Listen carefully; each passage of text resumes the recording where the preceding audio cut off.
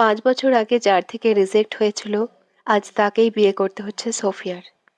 মির্জা বাড়ির রাজকীয় ড্রয়িং রুমের বিশাল বেলজিয়াম আয়নাটার সামনে দাঁড়িয়ে নিজের প্রতিচ্ছবি দেখে সোফিয়ার নিজেরই বিশ্বাস হচ্ছিল না।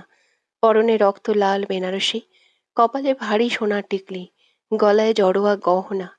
কিন্তু এই রূপকণের আনন্দের নয়, এজন্য এক বলির পাঁঠার শেষ সাজ। একটু আগেও যেখানে আনন্দের সুরে পুরো বাড়ি গং গং করছিল, সেখানে এখন থমথমে মরা কান্না আর ফিসফিসানি। বাইরে তখনও শত শত মেহমান চর্বচস্য খাচ্ছে, আতশবাজির আলোয় আকাশ আলোকিত হচ্ছে। কেউ জানে না ভেতরের মহলে কি ভয়ঙ্কর এক নাটক মঞ্চস্থ হয়ে গেছে গত 1 ঘন্টায়। গল্পের শুরুটা হয়েছিল ঠিক 1 ঘন্টা আগে, যখন লন্ডন ফেরত তাবিব মির্জার বহু প্রতীক্ষিত বিয়ের সময় ঘনিয়ে আসছিল। তাবিবের ভালোবাসার মানুষ, ধনাঢ্য পরিবারের রূপবতী কন্যা প্রিয়া, যার রূপ আর আভিজাত্যের গল্পে গত 1 মাস ধরে মির্জাবাড়ি মুখর ছিল, সে বিয়ে ঠিক আগ মুহূর্তে তার পুরনো প্রেমিকের হাত ধরে পালিয়ে গেছে। শুধু পালিয়ে যাওয়াই নয়, তাবিবের ফোনে একটা টেক্সট মেসেজ পাঠিয়ে দিয়েছে, তোমার ওই মেকি আভিজাত্যের খাঁচায় আমি বন্দি হতে পারবো না তাবিব। আমি আমার ভালোবাসার মানুষের কাছে চলে গেলাম। Good bye. ব্যাস, মুহূর্তের মধ্যে মির্জা পরিবারের তাসের ঘর ভেঙে চুরমার হয়ে গেল। তাবিবের বাবা তাবিবের বাবা অর্থাৎ সোফিয়ার বড় মামা আমজাদ মির্জা ব্যবসার জগতের এক নামকরা ব্যক্তিত্ব। এই অপমানের ধাক্কা সইতে না পেরে তিনি বুক চেপে সোফায় ধপ করে বসে পড়লেন। হার্ট অ্যাটাকের উপক্রম। সর্বনাশ হয়ে গেল বড় ভাই। মিডিয়া, বিজনেসম্যান, মন্ত্রী সবাই বাইরে বসা। এখন যদি কোণে না যায়, আমাদের মির্জা গ্রুপ অফ কোম্পানির শেয়ার বাজারে ধস নামবে। সমাজে আমরা মুখ দেখাবো কি করে? ছোট মামা আকরাম মির্জা মাথায় হাত দিয়ে চিৎকার করে উঠলেন। মামি কেঁদে কেটে একাকার। আমার সোনার টুকরো ছেলের কপালে শেষ পর্যন্ত এই অপমান ছিল। ওই ডাইনি মেয়েটা আমাদের এভাবে রাস্তায় বসালো। ওর বাবা তো আমাদের পার্টনার। কাল সকালে যখন এই খবর কাগজে উঠবে, আমাদের ইজ্জত আর কোথায় থাকবে? কোথায়? ঠিক তখনই ড্রয়িং রুমের রুদ্ধদ্বার বৈঠকে সোফিয়ার নানু, যিনি এই পরিবারের প্রধান, তার তীক্ষ্ণ চোখ জোড়া গিয়ে পড়ল কোনায় দাঁড়িয়ে থাকা সোফিয়ার উপর। সোফিয়া তখন একটা সাধারণ সুতির থ্রি পিস পরে সবার অস্থিরতা দেখছিল। মা বাবা মরে যাওয়ার পর এই নানুর বাড়িতেই আশ্রিতা হিসেবে বড় হয়েছে সে। মামা মামিদের দয়া দাক্ষিণ্যেই তার পড়াশোনা, বেঁচে থাকা। নানু হনহন করে এগিয়ে এসে সোফিয়ার হাত দুটো খপ করে ধরে ফেললেন। বৃদ্ধার আঙ্গুলগুলো কাঁপছিল, কিন্তু গ্রিপ ছিল শক্ত। সোফিয়া রে, তুই তো আমাদেরই রক্ত। আর যদি তুই আমাদের না বাঁচাস, মির্জা পরিবারের মাথা কাটা যাবে। তোর মামা এই অপমান সহ্য করতে পারবে না, মরেই যাবে। সোফিয়া স্তব্ধ হয়ে গেল। তার পায়ের নিচ থেকে যেন মেঝেটা সরে যাচ্ছিল। সে ফিসফিস করে বলল, নানু, তুমি এ কি বলছো? তাবিব ভাইয়ার বিয়ে, সে তো প্রিয়াকে ভালোবাসে। আমি এখানে কিভাবে? প্রিয়া আমাদের মান সম্মান সব ধুলোয় মিশিয়ে চলে গেছে সোফিয়া। মামি হুরজানু এসে সোফিয়ার কাঁধে হাত রাখলেন। তার চোখে আজ চরম আকুতি। বাইরে কেউ প্রিয়াকে ওভাবে চেনে না, সবাই জানে মির্জা বাড়ির কোণে আসছে। তুই লাল শাড়িটা পরে স্টেজে চল মা। তুই তো মা বাবাহীন মেয়ে। আমাদের এই ঘরটার দিকে তাকিয়ে এই উপকারটা কর। আমরা তোর এই ঋণ কোনোদিন ভুলবো না। তোর তো মা বাবা নেই। এই একটি বাক্য সোফিয়ার বুকে তীরের মতো বিঁধল। আজ সে স্বাবলম্বী, একটা মাল্টিন্যাশনাল কোম্পানিতে চাকরি করে, নিজের পায়ে দাঁড়িয়েছে।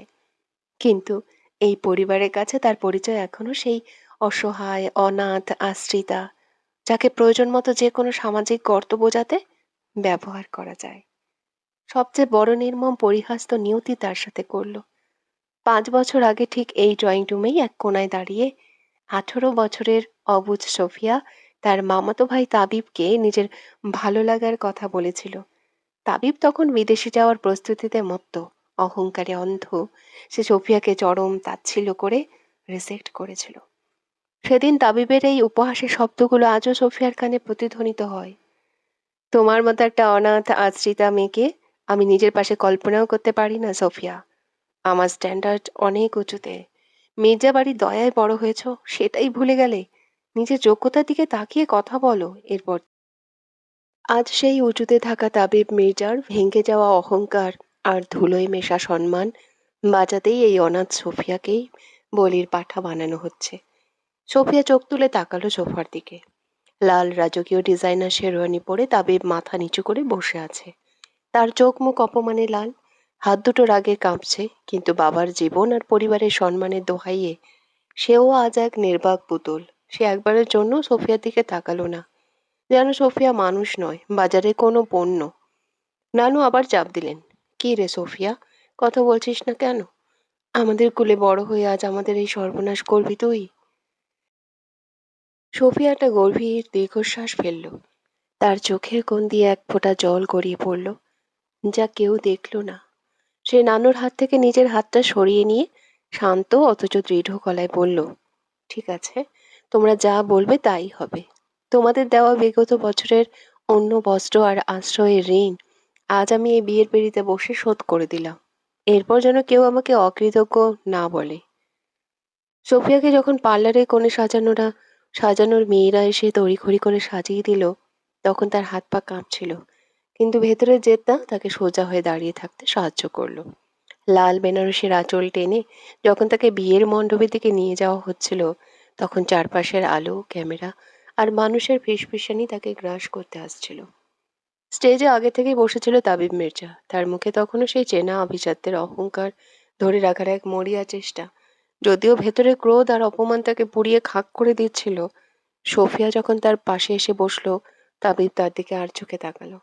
সেই দৃষ্টিতে কোনো কৃতজ্ঞতা ছিল না, ছিল চরম ঘৃণা আর অবজ্ঞা। কাজী সাহেব যখন বিয়ের খাতা এগিয়ে দিলেন, তখন চারপাশটা যেন থমকে গেল। বলুন মা, কবুল। কাজী সাহেবের গম্ভীর কণ্ঠস্বর ড্রয়িং রুমের স্পিকারে প্রতিধ্বনিত হলো। সোফিয়া এক মুহূর্তের জন্য থামল। সে দেখল দূর থেকে মামি তাকে চোখের ইশারায় তাগাদা দিচ্ছেন। মামার হাত কাঁপছে। সোফিয়া চোখ বন্ধ করে বলল, কবুল। এবার তাবিরের পালা।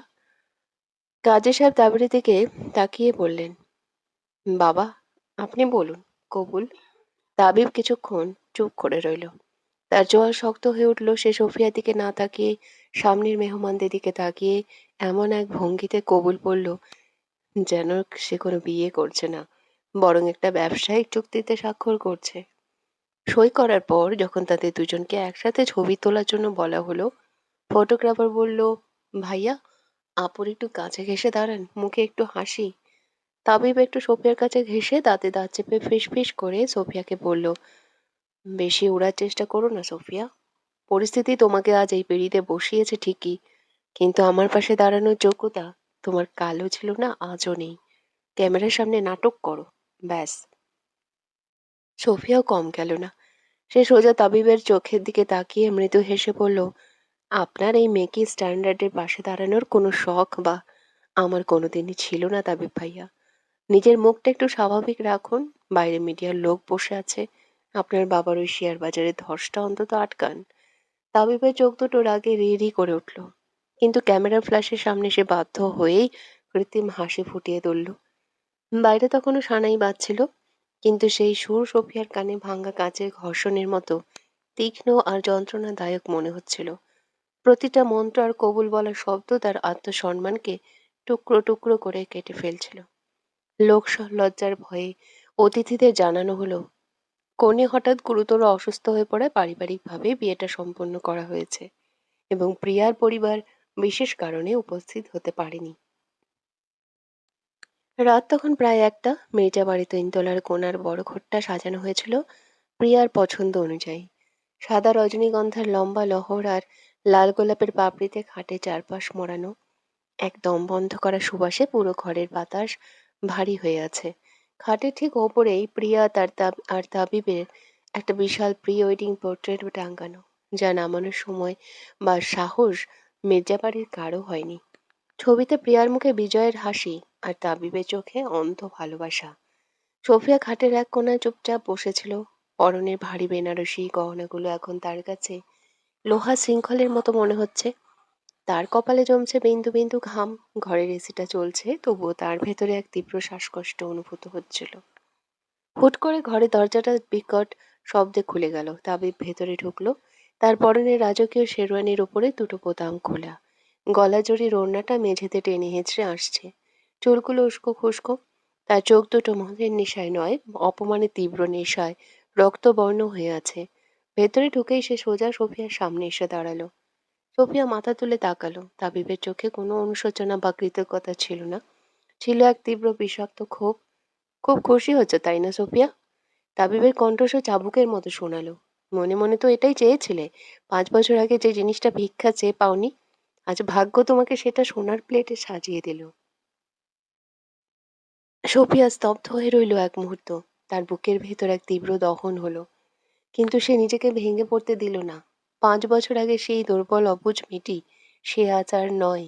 সে ধীর স্থিরভাবে খাট থেকে উঠে দাঁড়ালো, ভারী বেনারসির আঁচলটা শক্ত করে সামলে নিয়ে তাবিবের চোখের দিকে সোজাসুজি তাকালো। মুখ সামলে কথা বলুন তাবিব ভাইয়া। সোফিয়ার গলা কাঁপল না, বরং তা ছিল পাথরের মতো শক্ত। আমি প্রিয়ার ফেলে যাওয়া কিছু কুড়াতে আসিনি। আপনার প্রতি আমার কোনো মোহ বা লোভ 5 বছর আগেই মরে ছাই হয়ে গেছে। আজ আমি এই ঘরে কনের সাজে দাঁড়িয়েছি কারণ আপনার বাবা মা আমাকে অন্য বস্ত্র দিয়ে বড় করেছেন। তাদের সেই আশ্রয়ের ঋণের দায়ে আমি আজ এই লাল শাড়ি পরেছি, আপনার ভাঙ্গা মনের দয়া বা ভালোবাসার ভিখারি হয়ে নয়। থামো, একদম মুখ বন্ধ করো। তাবিব চিৎকার করে উঠল। তার হাতের মুঠো শক্ত হয়ে গেল, গায়ের রগগুলো ফুলে উঠল। সে সোফিয়ার আরো কাছে গিয়ে এসে তর্জনী উঁচিয়ে বলল, তোমার এই নীতিবাক্য বন্ধ করো সোফিয়া। তুমি এই বাড়িতে এসেছো শুধু একটা চুক্তি হিসাবে, আমাদের পরিবারের সম্মান বাঁচাতে। প্রিয়া আমাকে যে ধোঁকা দিয়েছে, পুরো সমাজের সামনে আমার পুরুষত্বে, আমার অহংকারে যে আঘাত করে গেছে, তার আগুন আমার বুকে জ্বলছে। আর সেই আগুনের আজ তোমার উপরও পড়বে। আমার মনের মধ্যে এই ঘরে তোমার কোনোদিন কোনো জায়গা হবে না। নিজেকে এই বাড়ির মেম সাহেব ভাবার ভুল কোনোদিন করো না। সোফিয়া একটা শীতল তাচ্ছিল্যের হাসি হাসলো। সে এক এক করে তার কপাল থেকে ভারী সোনার টিকলি, কান থেকে ভারী ঝুমকো এবং গলা থেকে জড়োয়া সীতাহার খুলে ড্রেসিং টেবিলে কাঁচের উপর সশব্দে রাখলো। গহনাগুলোর ধাতব শব্দ ঘরে এক অদ্ভুত শূন্যতা তৈরি করলো। আয়নায় নিজের ক্লান্ত জলহীন চোখ দুটোর দিকে তাকিয়ে সে ঘুরে দাঁড়িয়ে বলল, আপনার ভাঙ্গা মনের ঘরে থাকার কোনো শখ বা আগ্রহ আমার নেই তাবিব ভাইয়া। আপনার রাগ, আপনার ঘৃণা আপনার কাছেই রাখুন। আমিও এই ঘরে কোনো অধিকার ফলাতে আসিনি তো। আপনার এই খাট, আপনার এই ঘর, আপনার আভিজাত্যের অহংকার নিয়েই থাকুক। কাল সকাল হলেই আমি আমার নিজের চাকুরিজীবী জীবনে ফিরে যাব। চাকরি? মির্জা পরিবারের বউ বাইরে গিয়ে সাধারণ মানুষের মতো চাকরি করবে? এই ভুল ধারণায় থেকো না। তবে উপহাসের সুরে বলল, তুমি এখন এই বাড়ির বন্দি কয়েদি। লোক দেখানোর জন্য তোমাকে এই ঘরেই থাকতে হবে, কিন্তু আমার চোখের সামনে তোমার কোনো অস্তিত্ব থাকবে না। বন্দি করা অত সহজ নয় তাবিব ভাইয়া। সোফিয়া শান্ত গলায় উত্তর দিল, যে নিজের পায়ে দাঁড়াতে জানে তাকে ঘরের চার দেওয়ালে আটকে রাখা যায় না। সোফিয়া আলমারি থেকে নিজের একটা সাধারণ সুতির শাড়ি আর জামা বের করে বাথরুমের দিকে চলে গেল। তাবিব সোফায় ধপ করে বসে পড়ে 2 হাতে মাথা চেপে ধরল। তার দীর্ঘদিনের গড়ে তোলা অহংকার আজ চূর্ণ বিচূর্ণ। প্রিয়া তাকে রাস্তার মোড়ে নামিয়ে দিয়ে গেছে, আর সোফিয়া, যাকে সে অনাথ বলে তুচ্ছ ভাবত, সে আজ তাকে উদ্ধার করেছে। এই দ্বিমুখী অপমান সে সহ্য করতে পারছিল না। রাগে ক্ষোভে সে টেবিলের উপর রাখা কাঁচের পানির গ্লাসটা দেওয়ালে ছুঁড়ে মারল। ঝনঝন শব্দে কাঁচের টুকরোগুলো ছড়িয়ে পড়ল পুরো মেঝেতে। সোফিয়া যখন বাথরুম থেকে সাধারণ সুতির পোশাকে ভেজা চুল পিঠে ছড়িয়ে বের হয়ে এলো, সে মেঝের কাঁচের টুকরোগুলোর দিকে তাকালো না। সে দেখল তাবিব সোফাতেই চোখ বন্ধ করে হাত পা ছড়িয়ে শুয়ে আছে, যেন এক ক্লান্ত পরাজিত সৈনিক। যাক, অহংকারটাই তার সবচেয়ে বড় শত্রু। সোফিয়া খাটের অন্য প্রান্তে প্রিয়া আর তাবিবের ওই হাসি মুখের পোর্ট্রেটটার নিচে নিজের শরীরটা এলিয়ে দিল। দুজনের মাঝে দূরত্ব মাত্র কয়েক ফুটের, কিন্তু তাদের মনের মাঝখানে যেন এক অলংঘ দেওয়াল খাড়া হয়ে রইল। বাসরাতে শেষ প্রহরে জানালার বাইরে ঝমঝম করে বৃষ্টি নামলো, যেন মির্জা বাড়ির ভেতরে কান্না আর অহংকারের লড়াইটাই আকাশ রূপ নিয়ে ধুয়ে দেওয়ার চেষ্টা করছে। কিন্তু মেঝের ওই ভাঙা কাচের টুকরোগুলো আর সোফিয়ার পায়ের নুপুরের শব্দহীনতা জানান দিচ্ছিল, এই ঝড়ের শেষ এখানেই নয়, এটা তো কেবল শুরু। জানালার গ্রিল গলিয়ে আসা ঠান্ডা বৃষ্টির ছাট এসে যখন সোফিয়ার পায়ের পাতায় লাগছিল, ঘড়ির কাঁটা তখন ভোর 4:30 ছুঁই ছুঁই। পুরো ঘর জুড়ে এক থমথমে নীরবতা। একদিকে সোফায় পড়ে থাকা মির্জা বাড়ির অহংকারী উত্তরসূরি তাবিব মির্জা, আর অন্যদিকে খাটের এক কোনায় জড়সড় হয়ে বসে থাকা সোফিয়া। রাজকীয় বেনারসি ছেড়ে সাধারণ সুতির নীল শাড়িতে জড়িয়ে নেওয়ার পর শরীরটা কিছুটা হালকা লাগলেও মনের ভেতরে ভারী পাথরটা নামেনি। মেঝেতে ছড়িয়ে থাকা কাঁচের টুকরোগুলোর ভোরের আবছা আলোয় চিকচিক করছে। সোফিয়া বিছানা থেকে পা নামাতে গিয়েও থমকে গেল। এক পা এগোলেই ওই ধারালো কাঁচের টুকরো তার পায়ে বিঁধবে, ঠিক যেন তার বর্তমান জীবনটার মতো। যেদিকেই পা বাড়াবে, ক্ষত বিক্ষত হওয়া ছাড়া কোনো উপায় নেই। সোফিয়া একটা দীর্ঘশ্বাস ফেলে খাটের উপর সোজা হয়ে বসলো। ঠিক তখনই সোফায় শুয়ে থাকা তাবিব একটা মৃদু গঙ্গানি দিয়ে চোখ মেলল। সারা রাতের অস্বস্তিকর ঘুম আর হ্যাংওভার, তার উপর মনের ভেতরে ক্ষোভ, সব মিলিয়ে তাবিবের কপাল কুঁচকে রইল।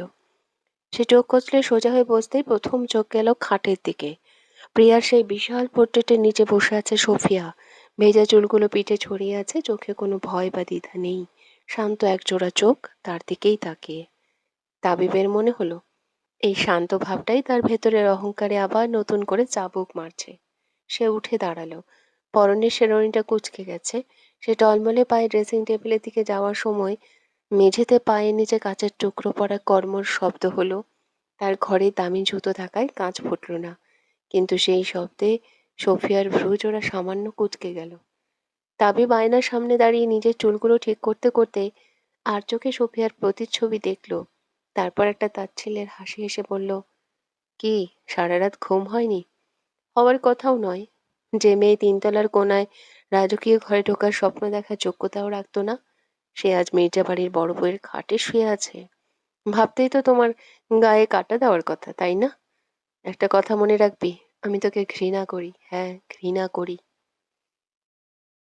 সোফিয়া খাটের উপর নিজের চাদরটা টেনে ঠিক করতে করতে অত্যন্ত ঠান্ডা গলায় বলল, ভুল ভাবছেন। আপনার মতো ছ্যাঁকাখোর সেকেন্ড হ্যান্ডের সাথে সংসারে থাকার ইচ্ছে বা আগ্রহ কোনোটাই আমার নেই তাবিব মির্জা। আপনার জীবনে বিন্দুমাত্র অধিকার ফলানোর ইচ্ছেও আমার নেই। আপনার রাগ, আপনার ঘৃণা আপনার কাছে রাখুন। কালকেই ডিভোর্সের ব্যবস্থা করবেন। আপনার সাথে এই বিয়ে ভাঙতে চাই, আর আমি রাজকীয় ঘর বা খাট মানুষকে শান্তি দেয় না, যদি সেই ঘরের বাতাস এত বিষাক্ত হয়। আপনার এই এসি ঘরের চেয়ে আমার অফিসের হোস্টেলের সিঙ্গেল খাটটা অনেক বেশি আরামের ছিল। অন্তত সেখানে ঘুমালে দম আটকে আসতো না। সোফিয়ার মুখ থেকে ছিটকে আসা এই চরম অপমানজনক কথাগুলো শুনে তাবিবের চোখের মণি দুটোর মুহূর্তের মধ্যে স্থির হয়ে গেল। পুরো ঘরের থমথমে বাতাস যেন এক নিমেষে জমে বরফ হয়ে গেল। বিশেষ করে 5 বছর আগে যাকে সে নিজের পেছনে ভাইয়া ভাইয়া বলে ঘুরতে দেখেছে, যার পুরো জগৎটাই ছিল মির্জা বাড়ির করুণার উপর নির্ভরশীল, সেই সোফিয়ার মুখে নিজের পুরো নাম তাবিব মির্জা শুনে তাবিবের পুরুষালী অহংকারে যেন কেউ তপ্ত লোহা ছুঁয়ে দিল। এত বড় স্পর্ধা, এত বড় দুঃসাহস এই আশ্রিতার! তাবিব এক পায়ে গিয়ে এসে সোফিয়ার দিকে চিলতে চোখে তাকালো। তার চোয়ালের হাড় কাঁপছে, হাতের মুঠো এতটাই শক্ত যে নখগুলো হাতে তালু ভেদ করার উপক্রম। সে দাঁতে দাঁত চেপে গলার স্বর যতটা সম্ভব নিচু রেখে এক ভয়ঙ্কর হিংস্রতায় ফিসফিস করে বলল, কি বললে তুমি? আবার বলো। তোমার মুখে আমার নাম? কোন সাহসে তুমি আমাকে সরাসরি তাবিব মির্জা বলে ডাকলে সোফিয়া? ভুলে যেও না, কাল রাত পর্যন্ত এই নামের পেছনে ভাইয়া না জ্বললে তোমার কথা শেষ হতো না। আর আজ, আজ একটা সস্তা কাগজে সই পেয়েই তুমি আমার সমান স্তরে দাঁড়িয়ে কথা বলছো? সোফিয়া এক চুলও নড়ল না। তার মেরুদণ্ড সোজা, চোখে কোনো ভীতি বা অনুশোচনার লেশমাত্র নেই। সে তাবিবের সেই রাগে লাল হয়ে যাওয়া চোখের দিকে সোজাসুজি তাকালো, তাকিয়ে রইল। তার ঠোঁটের কোণে ফুটে উঠল এক চরম তাচ্ছিল্যের হাসি। সে ধীর স্থির গলায় প্রতিটা শব্দে যেন পাথর চাপা দিয়ে বলল, 5 বছর আগে সেই অবুঝ বোকা সোফিয়া মরে ভূত হয়ে গেছে তাবিব মির্জা। যাকে আপনারা আশ্রয়ে দোহাই দিয়ে পায়ের নিচে চেপে রাখতেন, সে আজ নিজের পায়ে দাঁড়াতে শিখেছে।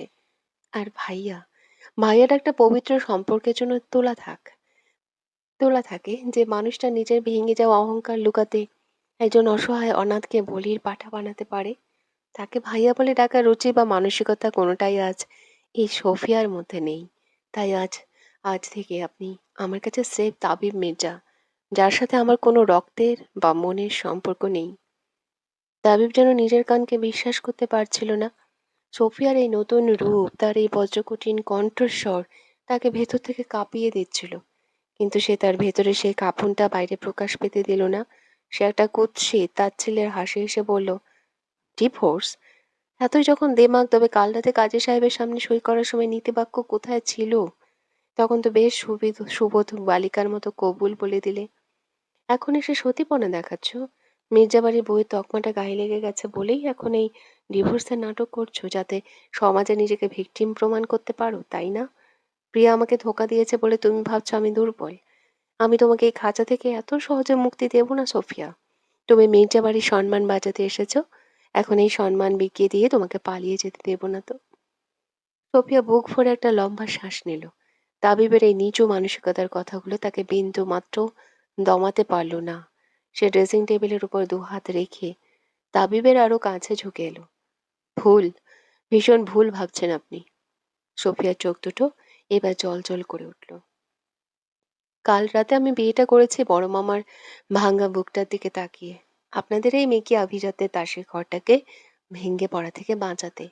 ওটা ছিল আমার পক্ষ থেকে আপনাদের দেওয়া বিগত বছরের আশ্রয়ের শেষ ঋণ পরিশোধ। ঋণ আমি চুকিয়ে দিয়েছি তা মির্জা। এখন আর আমি আপনাদের এক আনা দয়ার নিচেও চাপা পড়ে নেই। আর আপনি ভাবছেন আমাকে আটকে রাখবেন? এই সোফিয়াকে বন্দি করে রাখার মতো মজবুত দেওয়াল এই মির্জা বাড়িতে এখনো তৈরিই হয়নি।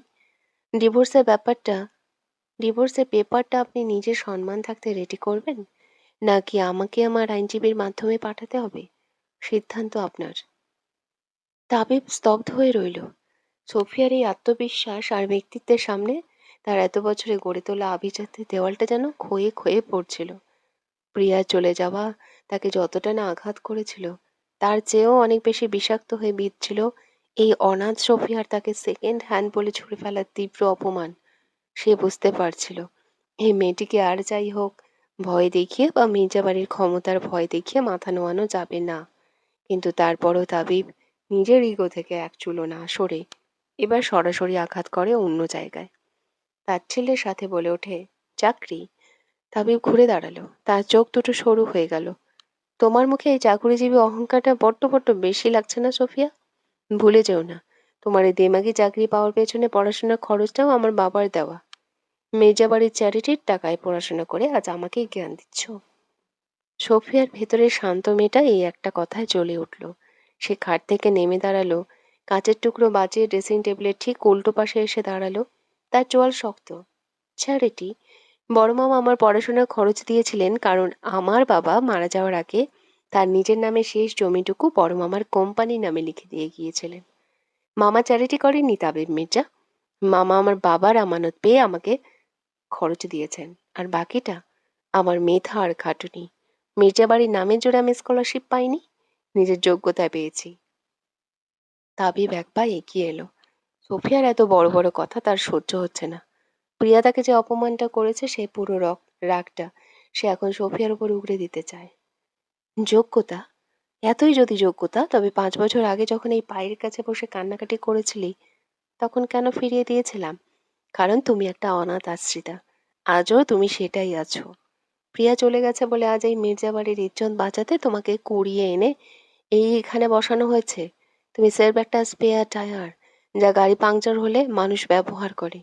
নিজের আসল জায়গাটা ভুলে যেও না। Spare tyre? উপমাটা সোফিয়ার কান দিয়ে ঢুকে কলিজায় গিয়ে বিঁধল, কিন্তু সে চোখে জল আসতে দিল না। সে হাসল, এক বুক ভাঙ্গা কষ্ট লুকিয়ে অত্যন্ত সুন্দর একটা তাচ্ছিল্যের হাসি। ঠিক বলেছেন, আমি স্পেয়ার টায়ারই, কিন্তু তফাৎটা কি জানেন? গাড়িটা কিন্তু আপনার আভিজাত্যের, আর সেই আভিজাত্যের গাড়িটা মাঝ রাস্তায় নর্দমায় পড়ে যাচ্ছিল যখন আপনার ওই স্ট্যান্ডার্ডওয়ালা প্রিয়া আপনাকে সবার সামনে নিচে নামিয়ে চলে গেল। আপনার ওই আকাশ ছোঁয়া পুরুষত্ব আর অহংকার সেদিন সোফায় বসে মাথা নিচু করে কাঁদছিল। যদি এই অনাথ মেয়েটা সেদিন কবুল না বলতো, তবে আজ সকালে খবরের কাগজে মির্জা গ্রুপের শেয়ার ক্র্যাশ করার খবর আসতো। আপনার বাবার স্ট্রোক হতো। আপনি আজ মাথা তুলে কথা বলছেন, কারণ এই অনাথ মেয়েটা আপনার সম্মান কিনে নিয়েছে। সোফিয়া! তাবিব গর্জে উঠে সোফিয়ার ডান হাতটা শক্ত করে চেপে ধরল। তার হাতের গ্রিপ এতটাই শক্ত ছিল যে সোফিয়ার ফর্সা কবজিতে লাল দাগ বসে গেল। মুখ বন্ধ করো। তোমার এত বড় সাহস, তুমি আমার প্রিয়ার সাথে নিজের তুলনা করো? তুমি তো সুযোগ সন্ধানী। তুমি শুধু মির্জাবাড়ির সম্পত্তি আর এই নামের লোভে বিয়েটা করেছো। সোফিয়া তার হাতটা ছড়ানোর কোনো চেষ্টা করলো না। সে তাবিবের চোখের দিকে সোজাসুজি তাকিয়ে রইল। তার চোখ দিয়ে যেন আগুন ঝরছে। ছাড়ুন হাতটা। সোফিয়া নিচু কিন্তু তীব্র গলায় বলল, হাত তোলার অভ্যেস থাকলে সেটা নিজের উপর প্রয়োগ করুন। যে নিজের ভালোবাসাকে ধরে রাখতে পারেনি আর সম্পত্তির লোভ, আজই একটা কাগজে লিখে দিন, মির্জা বাড়ির এক আনা সম্পত্তি এই সোফিয়ার নামে হবে না। আমি সই করে দেব। আমার শুধু আমার আত্মসম্মানটুকু চাই, যা আপনাদের এই মেকি রাজপ্রাসাদের চেয়ে অনেক ঢের বড়। তাবিব রাগে ফুঁসতে ফুঁসতে সোফিয়ার হাতটা এক ঝটকায় ছেড়ে দিল। ঠিক তখনই ঘরের দরজায় মৃদু টোকা পড়ল। তাবিব, সোফিয়া, মা তোরা জেগে আছিস? বাইরে থেকে বড় মামি হুড়োজানুর গলা ভেসে এলো। কণ্ঠস্বরে গত রাতের সেই আকুতি বা কান্না নেই, বরং এখনকার গলায় সেই চেনা কর্তৃত্ব আর আভিজাত্যের গাম্ভীর্য ফিরে এসেছে। তাবিব একটা দীর্ঘশ্বাস ফেলে নিজের শার্টের বোতামগুলো ঠিক করলো। সোফিয়ার দিকে আঙ্গুল উঁচিয়ে ফিসফিস করে বলল, বাইরে আমার মা দাঁড়িয়ে আছে। কাল রাতে মা নিজের ইজ্জতের খাতিরে তোমার পা ধরেছিল হয়তো, কিন্তু আজ থেকে এবারের নিয়ম আলাদা। মায়ের সামনে কোনো নাটক করবে না, যেমন আছো তেমনি থাকবে। সোফিয়া কোনো উত্তর করলো না। সে শান্ত পায়ে গিয়ে ঘরের দরজাটা খুলে দিল। বাইরে বড় মামি দাঁড়িয়ে আছেন, পরনে দামি সিল্কের শাড়ি, চোখে মুখে রাতের ক্লান্তির চেয়েও বেশি কাজ করছে। লোকেরা কি বলবে সেই চিন্তা। সোফিয়াকে সুতির সাধারণ শাড়িতে দেখে মামির ভ্রুজোড়া কুঁচকে গেল। ঘরের ভেতরে মেঝের কাঁচের টুকরোগুলো তার চোখ এড়ালো না। মামি ঘরে ঢুকে সোজা সোফিয়ার সামনে এসে দাঁড়ালেন। গতরাতে যে মামি সোফিয়ার কাঁধে হাত রেখে মা মা বলে কেঁদেছিলেন, আজ তার মুখটা পাথরের মতো শক্ত। এ কি সোফিয়া, বাসর ঘরে এই অবস্থা কেন? গ্লাস কে ভেঙেছে? আর তুমি এই সাত সকালে এরকম একটা সস্তা সুতির শাড়ি পরে আছো কেন? বাইরে এখনো কিছু মেহমান আছে, তারা দেখলে কি বলবে? মির্জা বাড়ির নতুন বউ সকালবেলা কাজের মেয়ের মতো সুতির শাড়ি পরে ঘুরছে। সোফিয়া কিছু বলার আগেই তাবিব পেছন থেকে বলে উঠল, গ্লাসটা আমার হাত থেকে পড়ে ভেঙেছে মা। আর তোমার এই নতুন বইয়ের রুচি তো জানোই, দামি বেনারসি ওর গায়ে সহ্য হচ্ছে না হয়তো। মামি একটা অবজ্ঞা দৃষ্টিতে সোফিয়ার দিকে তাকালেন। সোফিয়া, কাল রাতে যা হয়েছে তা একটা দুর্ঘটনা। আমাদের মির্জা পরিবারের কপাল ভালো যে বাইরে মিডিয়া বা মেহমানরা টের পায়নি কোনো বদল হয়েছে। সবাই ভাবছে প্রিয়াই আমাদের বউ, কিন্তু এখন ভেতরে সত্যটা তো আর ঢাকা যাবে না। নানুয়া তোমার বড় মামা সিদ্ধান্ত নিয়েছেন, আগামী কয়েক মাস তুমি এই বাড়িতেই থাকবে, বাইরে কোথাও যাবে না। তোমার ওই ছোটখাটো চাকরিটা আজই ইস্তফা দিয়ে দাও। সোফিয়া চমকে উঠল। চাকরি ছেড়ে দেব? কেন মামি? আমি তো কোনো অপরাধ করিনি, আর আমি আমার নিজের যোগ্যতায় চাকরিটা করছি। অপরাধ করনি, কিন্তু তুমি এখন মির্জা পরিবারের বড় বউ।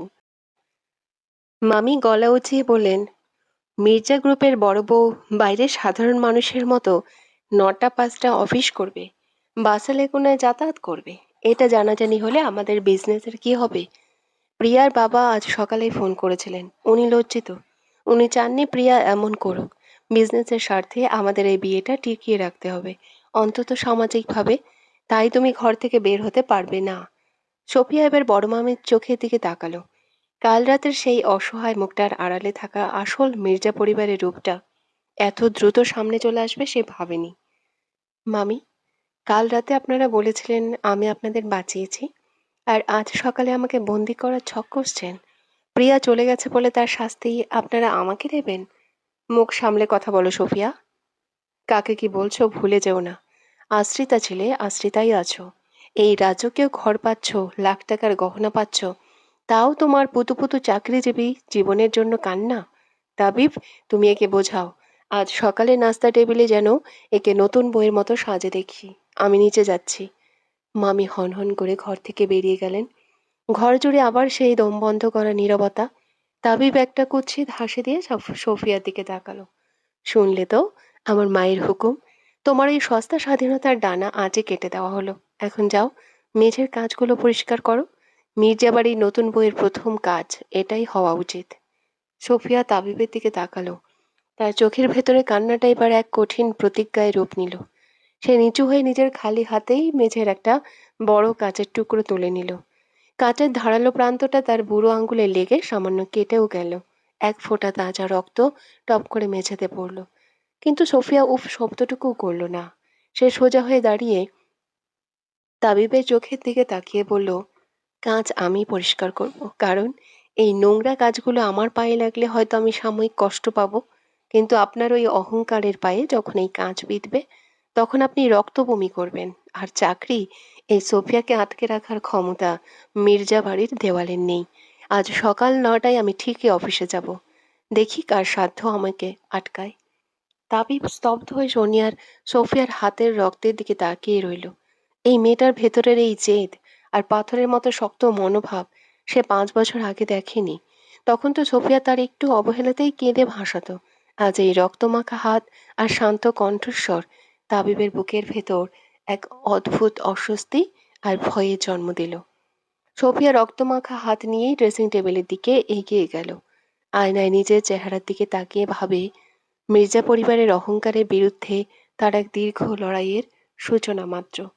জানালার বাইরে ততক্ষণে ঝড় থেমে গেছে, কিন্তু মির্জা বাড়ির ভেতরে যে নতুন এক অদৃশ্য ঝড় শুরু হতে যাচ্ছে তা ড্রয়িং রুমের ওই বিশাল বেলজিয়াম আয়নাটাও হয়তো আন্দাজ করতে পারছিল না। সোফিয়া তার রক্ত লেগে থাকা আঙ্গুল দিয়েই ড্রেসিং টেবিলের উপরে রাখা কাঁচের নূপুর জোড়া হাতে তুলে নিল, যা সে 5 বছর আগে তাবিবে দেওয়া অপমানের পর থেকে আর কোনোদিন পায়ে পড়েনি। আজ সে নূপুর জোড়া আবার পড়বে, তবে আনন্দের সুরে নয়, প্রতিবাদের এক নতুন ঝংকারে। ডিভোর্স? তুই আমাকে ডিভোর্স দিবি সোফিয়া? আমাকে তুই সেকেন্ড হ্যান্ড বলেছিস? 5 বছর আগে তুই আমার পায়ের কাছে বসে আমার ভালোবাসার ভিখারি হয়ে কেঁদেছিলি, আর আজ তুই অন্য পুরুষের গাড়িতে উঠে আমাকে ডিভোর্সের হুমকি দিয়ে গেলি। না, আমি তোকে এত সহজে মুক্তি দেব না। তোকে আমি টেনে হিঁচড়ে এই ঘরে ফিরিয়ে আনবো। তোর ওই দেমাক, ওই রূপের দেমাক আমি নিজের হাতে গুড়িয়ে দেব। কিছুক্ষণ আগে ধুলো উড়িয়ে কালো জিপটি যখন শহরে পিচ ঢালা রাজপথ ধরে তীব্র গতিতে ছুটে চলছিল, তখন সোফিয়ার দৃষ্টি জানালার বাইরে স্থির। ভোরের ঠান্ডা হাওয়া তার ভেজা চুলগুলোকে এলোমেলো করে উড়িয়ে দিচ্ছিল। গালে এসে লাগছিল বৃষ্টির হিমশীতল ছাট। এতক্ষণ বুকের ভেতর যে দম বন্ধ করা দমকা হাওয়া বইছিল, তা ধীরে ধীরে এক শান্ত কিন্তু ভয়ঙ্কর ঝড়ের রূপ নিয়েছিল। অবশেষে সে মুক্ত। 5 বছরের এক অদৃশ্য শৃঙ্খল, এক বুক জোড়ানো তীব্র অপমান আর অবহেলার বিষ আজ সে নিজের হাতে ভেঙে এসেছে। ড্রাইভিং সিটে বসা সায়ান মির্জা আর চোখে একবার সোফিয়ার দিকে তাকালো। তার চোখে ডার্ক সানগ্লাস থাকলেও সোফিয়ার ভেতরে ক্লান্তি, অপমান আর একই সাথে চোখের কোণে জমে থাকা জ্বলন্ত জেদটা সে স্পষ্ট পড়তে পারছিল। জিপের ভেতরে কেবল এসি আর ইঞ্জিনের কর্কশ গর্জন ছাড়া আর কোনো শব্দ ছিল না।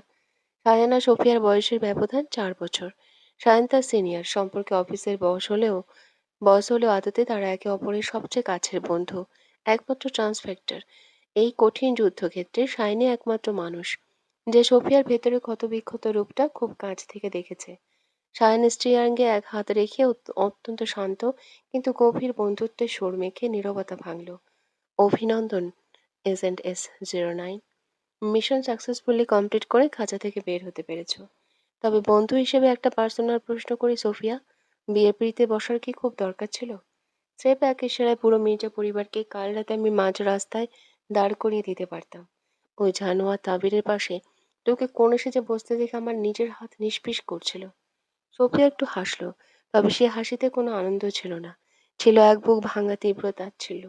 সে জানালার কাঁচটা নামিয়ে গিয়ে দিয়ে বাইরে শো শো হাওয়া গায়ে মেখে বলল, সব হিসাব সেফ অস্ত্র আর ক্ষমতা দিয়ে মেটানো যায় না শয়ান। মির্জা বাড়ির অন্য বস্তির যে অদৃশ্য ঋণ আমার ঘাড়ে চেপেছিল, তা আমার আত্মসম্মানকে বিগত 5 বছর ধরে প্রতিটা সেকেন্ডে ক্ষত বিক্ষত করতো। কাল রাতের ওই কবুল শব্দটা কোনো বিয়ে ছিল না, ওটা ছিল আমার শেষ দায় মুক্তি। আমি নিজের বুকের রক্ত দিয়ে ওদের বাঁচিয়েছি, যাতে ওরা ভবিষ্যতে কোনোদিন বলতে না পারে সোফিয়া অকৃতজ্ঞ ছিল। এখন আমি পুরোপুরি মুক্ত। এখন আর আমি ওদের দয়ায় বড় হওয়া আশ্রিত সোফিয়া নই। এখন আমি শুধুই তোর বন্ধু আর এই এজেন্সির এজেন্ট S09। সায়ান জিপের স্পিড আরো কিছুটা বাড়িয়ে দিয়ে স্টিয়ারিং শক্ত করে ধরলো। তার চোয়াল শক্ত হয়ে উঠল। কিন্তু তুই কি জানিস, তুই যার অহংকারে সরাসরি চাবুক মেরেছিস সে কিন্তু সহজে দমে যাওয়ার পাত্র নয়। তাবিব মির্জা একটা জেদি অহংকারী পশু। কাল রাত পর্যন্ত যে মেয়েকে সে নর্দমার কীট ভেবে এসেছে, আজ সেই মেয়ে তাকে সমাজের সামনে টেনে হিঁচড়ে নিজে নামিয়ে দিয়েছে। নিজের পুরো নামটা ওর মুখের উপর যেভাবে ছুড়ে দিয়েছিস, ওর পুরুষালী অহংকারে যে ক্ষত তৈরি করেছিস, এই চরম অপমান ও কোনোদিন হজম করতে পারবে না যে। হজম ওকেও করতে হবে সায়ান। সোফিয়ার চোখ দুটো এবার হিংস্র বাঘিনীর মতো জ্বলে উঠল। গলার স্বর পাথরের মতো শক্ত শোনালো, ওকে আমি এতটাই নিচে নামাবো যে ওর এই মেকি আভিজাত্য তখন নর্দমার আবর্জনার মতো মনে হবে। 5 বছর আগে ও আমার ভালোবাসার অনাথ পরিচয় নিয়ে যে নোংরা খেলা খেলেছিল, তার প্রতিটা হিসাব আমি কড়াই গণ্ডায় সুদে আসলে বুঝে নেব। ও ভেবেছিল ও শিকারী, ও জানে না ও নিজেই এখন আমার জালে বন্দি এক পশু। সায়ান আর চোখে সোফিয়ার দিকে তাকিয়ে মৃদু হাসল। আই নো মাই ফ্রেন্ড, তুই যখন কোনো প্রতিজ্ঞা করিস তখন তোকে টলাতে পারে না। জিপটি তীব্র গতিতে এগিয়ে চলল এজেন্সির একটি অত্যন্ত সুরক্ষিত সেফ হাউসের দিকে। এদিকে মির্জাবাড়ির ভেতরের বাতাস তখন বেশি ভারী হয়ে উঠেছে। তিনতলায় তাবিবের ঘরটা এখন এক ধ্বংসস্তূপের মতো দেখাচ্ছে। ছড়িয়ে ছিটিয়ে থাকা রজনীগন্ধার ফুলগুলো পায়ের নিচে পিষ্ট। মেঝেতে এখনো সোফিয়ার আঙ্গুলের সেই তাজা রক্তের গাঢ় দাগ আর ভাঙ্গা কাচের টুকরো। তাবিব মির্জা পাগলের মতো ঘরে জিনিসপত্র ভাঙচুর করছে। দামি টেবিল ল্যাম্প, ফুলদানি, প্রিয়ার সাথে টাঙ্গানো সেই বড় বড় পোর্ট্রেটটা, সবকিছু সে আছড়ে মেঝেতে ভেঙে কুড়িয়ে দিয়েছে। তার বুক হাঁপড়ের মতো ওঠানামা করছে। ব্লেজারটা কুঁচকে ধুলোয় ধূসরিত। হাতের দামি রোলেক্স ঘড়িটা অবহেলায় পড়ে আছে বিছানার কোণায়। কিছুক্ষণ আগের পরিপাটের চুল এখন এলোমেলো হয়ে আছে। চোখ তো নয়, যেন আগ্নেয়গিরির লাভা। কি করে পারল ওই অনাথ মেয়েটার এত বড় সাহস? আমাকে ডিভোর্স দেবে, আমাকে সেকেন্ড হ্যান্ড বলে চলে যাবে। তাবিবের পৈশাচিক চিৎকার পুরো তিনতলার করিডোরে প্রতিধ্বনিত হচ্ছিল। মামি হুরজানু আর ছোট চাচা আকরাম দরজার বাইরে দাঁড়িয়ে ভয়ে কাঁপছিলেন। ভেতরে ঢোকার সাহস পাচ্ছিলেন না কেউ। আকরাম মির্জা কোনো মতে নিজে ঢোকিলে ঘরের ভেতরে ঢুকলেন। তাবিব, শান্ত হ বাবা, এবার ভাঙচুর করলে বাইরের মেহমানরা সব জেনে যাবে। প্রিয়া পালানোর খবর আমরা তাও ধামাচাপা দিতে পেরেছি, কিন্তু সোফিয়ার এই নিখোঁজ হওয়া তো ঢাকতে পারবো না। একটু পরেই তো আমাদের আত্মীয়রা নতুন বউ দেখতে আসবে। সমাজে আমাদের মুখ থাকবে না। তাবিব হুট করে আকরাম মির্জার কলার চেপে ধরল। তার চোখ দুটো রাগে অপমানে যেন কোটর থেকে বেরিয়ে আসবে। ছোট চাচা, আপনি বললেন না সায়ান মির্জার জিপ দেখেছেন? সোফিয়া কি সায়ানের সাথে পালিয়েছে? ওই সায়ানের সাথে ওর কি সম্পর্ক? ও আমাকে সরাসরি তাবিব মির্জা বলে ডাকলো কোন সাহসে? 5 বছর ধরে যে মেয়ে আমার পেছনে কুকুরের মতো ঘুরতো, সে আমাকে ছুঁড়ে ফেলে দিয়ে সায়ানের গাড়িতে উঠলো। আকরাম মির্জা আমতা আমতা করে বললেন, আমি আমি তো ঠিক জানি না রে। তবে পেছনের গলিতে সায়ানের সেই পরিচিত কালো জিপটাই আমি স্পিডে চলে যেতে দেখেছি। আর সোফিয়া তো মেইন গেট দিয়ে বের হয়নি। নিশ্চয় পেছনের দেওয়াল টপকে কেউ ওকে রিসিভ করেছে। তাবিব এক ঝটকায় ছোট চাচা ছেড়ে দিয়ে দেওয়ালে তীব্র জোরে একটা ঘুষি মারল। তার হাতে চামড়াটা কেটে রক্ত বের হয়ে গেল। কিন্তু সেই শারীরিক যন্ত্রণার চেয়ে তার বুকের ভেতরের অহংকারের মৃত্যুর যন্ত্রণা ছিল হাজার গুণ বেশি। শায়ন মির্জা, মির্জা পরিবারের সবচেয়ে বড় শত্রু। আমজাদ মির্জার সৎ ভাইয়ের ছেলে, যাকে ক্ষমতার সম্পত্তি থেকে বঞ্চিত করে 7 বছর আগেই এই বাড়ি থেকে কুকুরের মতো তাড়িয়ে দেওয়া হয়েছিল। আজ শাহজাহান নিজের ক্ষমতায় বিজনেসের সাম্রাজ্য খাড়া করে মির্জা গ্রুপকে দেউলিয়া করার পথে নিয়ে যাচ্ছে। সেই শায়নের জিপে করে সোফিয়া পালিয়ে গেছে। এটাই ঘটেছিল। তাবিব ড্রেসিং টেবিলের ভাঙা আয়নার সামনে দাঁড়িয়ে নিজের রাগে লাল হয়ে যাওয়া চেহারাটা দেখল। সোফিয়ার লেখা চিরকুটটা এখনো তার পায়ের নিচে দুমড়ে মুচড়ে পড়ে আছে। ডিভোর্স? তুই আমাকে ডিভোর্স দিবি সোফিয়া? তাবিব দাঁতে দাঁত চেপে এক ভয়ঙ্কর হিংস্রতায় ফিসফিস করে বলল, আমাকেই? তুই সেকেন্ড হ্যান্ড বলেছিস? 5 বছর আগে তুই আমার পায়ের কাছে বসে আমার ভালোবাসার ভিখারি হয়ে কেঁদেছিলি, আর আজ তুই অন্য পুরুষের গাড়িতে উঠে আমাকে ডিভোর্সের হুমকি দিয়ে গেলি। এরপর পাশ থেকে একটা কাঁচের ফুলদানি তুলে আয়নায় মেরে দিল। আয়নাটা এক মুহূর্তের মধ্যে ঝন ঝন করে নিচে পড়ে গেছে। সেই ভাঙ্গা আয়নার দিকে তাকিয়ে বিড়বিড় করে বলল, না, আমি তোকে এত সহজে মুক্তি দেব না। তোকে আমি টেনে হিঁচড়ে ঘরে ফিরিয়ে আনবো। তোর ওই দেমাগ, ওই রূপের দেমাগ আমি নিজের হাতে গুঁড়িয়ে দেব। নিচ থেকে আমজাদ মির্জা সিঁড়ি বেয়ে উপরে উঠে এলেন। তার শরীর এখনো প্রেশার স্ট্রোকের ভয়ে কাঁপছে। তিনি তাবিবের ঘরে ঢুকে গম্ভীর গলায় বললেন, তাবিব, পাগলামি বন্ধ করো। সোফিয়া সাধারণ কোনো মেয়ে নয়। ও যেভাবে পুলিশ বা সিকিউরিটি গার্ড ছাড়াই মেন গেটে তালাবদ্ধ বাড়ি থেকে ভোজবাজির মতো হাওয়া হয়ে গেল, তাতে আমার সন্দেহ হচ্ছে। ও এতদিন আমাদের বাড়িতে থেকে কোনো গোপন চাল চালছিল না তো? আমাদের বিজনেসের সব সিক্রেট ফাইল তো ওখানেই ছিল। আমি কোনো ফাইল বা বিজনেসের কথা শুনতে চাই না বাবা। তাবিব গর্জে উঠল, আমি সোফিয়াকে চাই। ও যেখানেই থাকুক ওকে খুঁজে বের করব। সায়ের মির্জার আস্তানা থেকে হলেও ওকে আমি চুল ধরে টেনে বের করব। ও আমার বিবাহিত স্ত্রী। ও আমাকে এভাবে সবার সামনে ছোট করে যেতে পারে না। শহরের এক কোণায় সাধারণ এক বহুতল ভবনের বেসমেন্টে অবস্থিত অত্যন্ত আধুনিক সুরক্ষিত ইন্টারনাল সিকিউরিটি এজেন্সির স্পেশাল উইং। সোফিয়া যখন তার অফ হোয়াইট সালোয়ার কামিজ বদলে কালো রঙের ফর্মাল প্যান্ট শুট আর হাই হিল পরে করিডোর দিয়ে হেঁটে যাচ্ছিল, তখন তাকে দেখে চেনার উপায় ছিল না যে কাল রাতে এই মেয়েটি বিয়ের পিঁড়িতে লাল বেনারসি পরে অসহায় কনে সেজে বসেছিল। তার চোখে এখন এক পেশাদার অফিসারের কাঠিন্য। করিডোরে দাঁড়ানো জুনিয়র এজেন্টরা তাকে দেখে স্যালুট ঠুকছে। সে সায়নের কেবিনে ঢুকতেই সায়ন নিজের চেয়ার ছেড়ে উঠে দাঁড়ালো। দরজা লক করে দিয়ে সে সোফিয়ার কাঁধে হাত রাখলো। কেমন লাগছে সোফিয়া? নিজেকে সামলাতে পেরেছিস তো? সায়নের গলায় এখন শুধু এক বিশ্বস্ত বন্ধুর জন্য তীব্র উদ্বেগ। I am all right Sayan. সামলানোর কিছু নেই। আমি আমার জীবনের সেরা সিদ্ধান্ত নিয়েছি কাল রাতে। সোফিয়া সোজা হয়ে বসে সায়নের দিকে তাকালো। সায়ন একটা গভীর শ্বাস ফেলে তার ডেস্ক থেকে একটি মোটা লাল ফাইল সোফিয়ার দিকে এগিয়ে দিল। এবার তবে কাজের কথা আসি।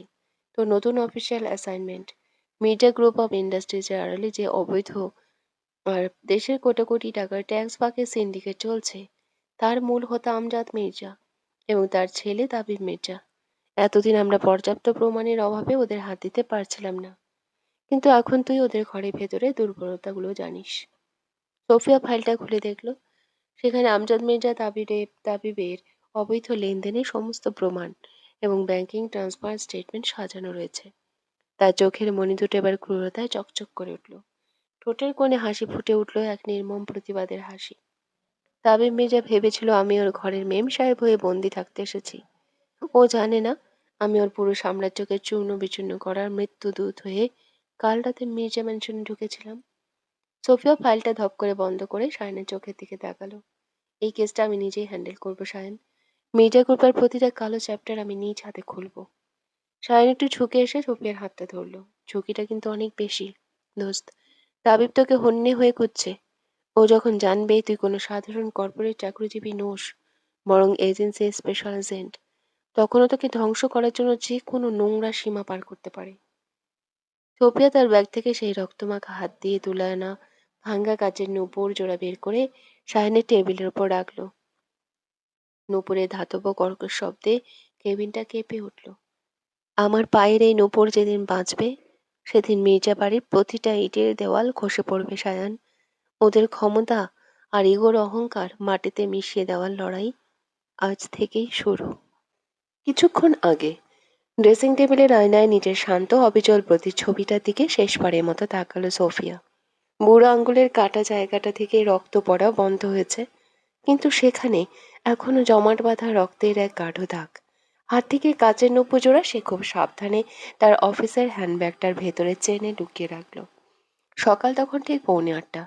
মির্জাবাড়ির বিশাল রাজকীয় করিডোর দিয়ে সোফিয়া যখন নিচে নেমে আসছিল, তখন তার পরনে সাধারণ একটা অফ হোয়াইট কালারের সালোয়ার কামিজ, কাঁধের ল্যাপটপ ব্যাগ আর পায়ে ফ্ল্যাট জুতো। নিচের ডাইনিং টেবিলে তখন মির্জা পরিবারের রাজকীয় নাস্তার আসর বসেছে। টেবিলের প্রধান আসনে গম্ভীর মুখে বসে আছেন বড় মামা আমজাদ মির্জা, তার পাশে ছোট মামা আকরাম। মামি হুরজানু নতুন বইয়ের জন্য অপেক্ষা করছিলেন মেহমানদের সামনে মুখ রক্ষা করার খাতিরে। ঠিক তখনই সোফিয়াকে ওভাবে নিচে নামতে দেখে পুরো টেবিল জুড়ে এক মুহূর্তের জন্য পিনপতন নীরবতা নেমে এলো। এ কি সোফিয়া? মামি হুরজানু হাত থেকে চামচটা নামিয়ে রেখে প্রায় চিৎকার করে উঠলেন। তোমাকে না আমি উপরে বলে এলাম নতুন বইয়ের মতো সেজে টেবিলে আসতে? আর এই ব্যাগে কি? এই পোশাকে তুমি যাচ্ছ কোথায়? সোফিয়া ডাইনিং টেবিলের সামনে এসে দাঁড়ালো, কিন্তু বসলো না। সে আমজাদ মির্জার দিকে তাকিয়ে শান্ত গলায় বলল, আমি অফিসে যাচ্ছি বড় মামা। অফিসে যাচ্ছ মানে? আমজাদ মির্জা চশমার ওপর দিয়ে তীক্ষ্ণ দৃষ্টি তাকালেন। কাল রাতে এই মির্জা বাড়ির ইজ্জত বাঁচাতে তোমার বিয়ে হয়েছে তাবিরের সাথে। তুমি এখন এই পরিবারের বড় বউ। তুমি বাইরে গিয়ে সাধারণ মানুষের মতো চাকরি করবে? সমাজ জানলে কি ভাববে? প্রিয়ার বাবা এখনই আমাদের সাথে বিজনেস ডিল ক্যান্সেল করার হুমকি দিচ্ছে। এরই মধ্যে তুমি এই নাটক শুরু করলে? বড় মামা, কাল রাতে আমি আপনাদের সম্মান বাঁচিয়েছি আশ্রয়ের ঋণ পরিশোধ করতে। তার মানে এই নয় যে আমি নিজের স্বাধীনতা আর আত্মসম্মান আপনাদের কাছে বন্ধক দিয়েছি। সোফিয়া বিন্দুমাত্র দমে না গিয়ে বলল, আমি আমার চাকরিটা ছাড়বো না। ঠিক তখনই সিঁড়ি দিয়ে নেমে এলো তাবিব মির্জা। তার পরনে ক্যাজুয়াল শার্ট প্যান্ট, হাতে রোলেক্স দামি ঘড়ি, আর মাথার চুল একেবারে পরিপাটি, যেন একজন পাক্কা বিজনেসম্যান। কিন্তু চোখ দুটো তখনও রাগে লাল। সেই সোফিয়াকে লক্ষ্য করে তার ছেলে সরে পড়ল। মা, ওকে বলে কোনো লাভ নেই। অনাথদের গায়ে যখন একটু চর্বি জমে তখন তারা এইভাবেই লাফালাফি করে। ও ভাবছে একটা কোম্পানির সাধারণ ডেস্ক জব করে ও মির্জা পরিবারের সমান হয়ে গেছে। সোফিয়া তাবিবের দিকে ঘুরে তাকালো, তার চোখে সেই চেনা ধারালো দৃষ্টি। তাবিব মির্জা, আপনাদের এই মেয়ে সমান হওয়ার কোনো শখ আমার কোনোদিনই ছিল না। সোফিয়া, একদম আর একটা কথাও বলবে না। সোফিয়ার ছোট মামা আকরাম মির্জা টেবিল চাপড়ে উঠলেন। তিনি রাগে গজগজ করতে করতে আদেশ দিলেন, গার্ডদের বলো ভেতরে মেইন গেট লক করে দিতে। কোনোভাবেই যেন সোফিয়া আজ বাড়ি থেকে বের হতে না পারে। ওর এই দেমাগ আমি আজই নামাচ্ছি। তখনই মামির ইশারায় দুজন সিকিউরিটি গার্ড তৎক্ষণাৎ ড্রয়িং রুমের প্রধান দরজার সামনে এসে দাঁড়ালো। মির্জা বাড়ির বিশাল লোহার গেটটাও তালা মেরে বন্ধ করে দেওয়া হলো। তাবিব হাত আড়াআড়ি করে বুকে বেঁধে এক কুৎসিত বিজয়ের হাসি হাসল। কি সোফিয়া, খুব তো ডানা গজিয়েছিল। এবার ওরও দেখি মির্জা বাড়ির হুকুম অমান্য করার ক্ষমতা তোমার এই অনাথ শরীরে নেই। সোফিয়া এক পলক বন্ধ দরজার দিকে তাকালো। তার ঠোঁটের কোণে এক রহস্যময় ঠান্ডা হাসি ফুটে উঠল। সে খুব ভালো করেই জানতো এই পরিবার তাকে এত সহজে ছাড়বে না। কিন্তু তারা জানে না সোফিয়া কে। মির্জা পরিবারের আড়ালে যে সে সরকারের এক অত্যন্ত গোপন ও উচ্চপদস্থ সিকিউরিটি এজেন্সির স্পেশাল আন্ডার কভার এজেন্ট, তা এই বাড়ির কেউ স্বপ্নেও কল্পনা করতে পারবে না। নিজের পরিচয় এখন প্রকাশ করার সঠিক সময় নয়, তাই সে কোনো হট্টগোল করল না। সে অত্যন্ত স্বাভাবিক ভঙ্গিতে বলল, ঠিক আছে, আপনারা যখন জোর করছেন, আমি আজ অফিস যাব না, আমি ওপরে যাচ্ছি। তাবিব ভাবল সোফিয়া ভয় পেয়ে গেছে। সে পেছন থেকে সোফিয়ার কাছে এসে কানের কাছে খুব মুখ নিয়ে উপহাস করে বলল, এই তো, লাইনে এসো। নিজের লিমিটটা বুঝে চলাই ভালো। সোফিয়া শান্ত পায়ে ওপরে নিজের ঘরে চলে এলো। দরজাটা ভেতরের দিক থেকে লক করে সে তার হ্যান্ডব্যাগ থেকে একটা বিশেষ এনক্রিপ্টেড স্যাটেলাইট ফোন বের করলো। স্ক্রিনে একটা কোড ডায়াল করতেই ওপাশ থেকে এক গভীর বৈশালী কণ্ঠস্বর ভেসে এলো, রিপোর্ট এজেন্ট S09। সোফিয়া জানালার বাইরে চোখ রেখে অত্যন্ত পেশাদার গলায় বলল, টার্গেট হাউসের সিচুয়েশন কমপ্লিটলি লকড। মির্জা পরিবার আমাকে সামাজিকভাবে বন্দি করার চেষ্টা করছে এবং আমার অফিসিয়াল মুভমেন্ট রেস্ট্রিক্ট করেছে। আমি সদর দরজা দিয়ে বের হতে পারছি না। I need an explanation, backup right now. বাড়ির পেছনে ব্যাকগলিতে 3 মিনিটের মধ্যে গাড়ি রেডি রাখুন। Roger that. Agent S09 backup team position নিচ্ছে। Window open 3 minutes. লাইনটা কেটে গেল। সোফিয়া তার ল্যাপটপ ব্যাগটা কাঁধে নিল। 3 তলার এই ঘরের পেছনে জানালাটা দিয়ে মির্জা বাড়ির পেছনের একটি পরিত্যক্ত বাগানের দিকে দেওয়াল দেখা যায়। ছোটবেলা থেকে এই বাড়ির প্রতিটি কোণ তার মুখস্থ। সোফিয়া জানালার কার্নিশ বেয়ে অত্যন্ত নিখুঁত এবং চটজলদি ভঙ্গিতে নিচে নেমে এলো, যা কোনো সাধারণ মেয়ের পক্ষে অসম্ভব। পেছনের দেওয়ালটা একলাভে পার হয়ে সে যখন ম্যাগালের অন্ধকার গলিতে পা রাখলো, ঘড়ির কাঁটা তখন ঠিক 3 মিনিট ছুঁয়েছে। সেখানে আগে থেকে স্টার্ট বন্ধ করে দাঁড়িয়েছিল এক কুচকুচে কালো রঙের রাজকীয় জিপ। জিপের হেলান দিয়ে দাঁড়িয়েছিল এক সুদর্শন দীর্ঘদেহী পুরুষ। পরনে নিখুঁত ব্ল্যাক ব্লেজার, চোখে ডার্ক সানগ্লাস, চোয়াল পাথরের মতো শক্ত, কিন্তু তার পুরো অবয়বে এক তীব্র আভিজাত্য আর ক্ষমতার ছাপ। তিনি আর কেউ নন, শায়ান মির্জা, মির্জা পরিবারের চিরশত্রু এবং সোফিয়ার এজেন্সির চিফ উইং হেড। সায়ান সোফিয়াকে সুস্থ অবস্থায় দেওয়াল পার হয়ে আসতে দেখে ঠোঁটের কোণে এক চিলতে হাসলো। সেই জিপের দরজাটা খুলে দিয়ে অত্যন্ত গম্ভীর অথচ সম্মোহনী কণ্ঠে বলল, perfect timing agent Sophia. Mirza বাড়ির খাঁচা ভেঙে বের হতে কোনো কষ্ট হয়নি তো? একেবারেই না সায়ান, ওদের খাঁচাগুলো বড্ড দুর্বল। সোফিয়া শান্ত গলায় উত্তর দিল এবং জিপের সামনের সিটে গিয়ে বসলো। সায়ান জিপে উঠে স্টার্ট দিতেই গাড়িটি ধুলো উড়িয়ে চোখের পলকে গলি থেকে উধাও হয়ে গেল। এইদিকে মির্জা বাড়ির ভেতরের দৃশ্যটা তখন ধীরে ধীরে এক ভয়ঙ্কর নাটকের রূপ নিচ্ছিল। প্রায় 1 ঘন্টা পার হয়ে যাওয়ার পর মামি হুরজানু তাবিবকে বললেন, তাবিব যা তো বাবা, উপর থেকে সোফিয়াকে ডেকে নিয়ে আয়। নিচে মেহমানরা এসেছে, নতুন বউকে একবার দেখতে চায়। তাবিব এক পা গা ঝমঝমে ভাব নিয়ে সিঁড়ি বেয়ে উপরে এলো। সোফিয়ার ঘরে দরজার সামনে দাঁড়িয়ে সে নক করলো, সোফিয়া, নিচে চলো, মা ডাকছে। ভেতর থেকে কোনো সাড়া শব্দ এলো না। তাবিব ভ্রু কুঁচকে চিন্তা করে, এই মেয়ে আবার কি নাটক শুরু করলো।